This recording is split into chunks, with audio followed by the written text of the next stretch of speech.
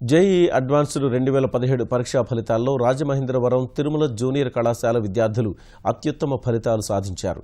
తమ విద్యార్థులు ఓపెన్ కేటగిరీలో 500 లోపు 3 ర్యాంకులు, 1000 లోపు 7 ర్యాంకులు, 6000 లోపు 22 మంది ర్యాంకులు సాధించినట్లు కళాశాల చైర్మన్ తిరుమలరావు తెలిపారు. ర్యాంకులు సాధించిన విద్యార్థుల్ని ఆయన ప్రశంసించారు. ఐఐటి జేఈఈలో ర్యాంకులు సాధించడం పట్ల విద్యార్థులు సంతోషం వ్యక్తం చేశారు. ఈ అడ్వాన్స్ 2017 పరీక్ష ఫలితాల్లో మా విద్యార్థులు అత్యుత్తమ ఫలితాలు సాధించడం జరిగిందండి. 72 మంది విద్యార్థులు ఈ జేఈ అడ్వాన్స్ కోచింగ్ తీసుకోగా 72 మంది కూడా ఈ జేఈ అడ్వాన్స్ లో క్వాలిఫై అయ్యి 100% సక్సెస్ రేట్ని సాధించారు. 500 లోపు ఓపెన్ కేటగిరీలో 3 ర్యాంకులు, 1000 లోపు 7 ర్యాంకులు, 6000 లోపు 22 మంది ర్యాంకులు సాధించడం జరిగింది. సంస్థను విశ్వసించినటువంటి విద్యార్థులకు, తల్లిదండ్రులందరికీ కూడా నా హృదయపూర్వక కృతజ్ఞతలు.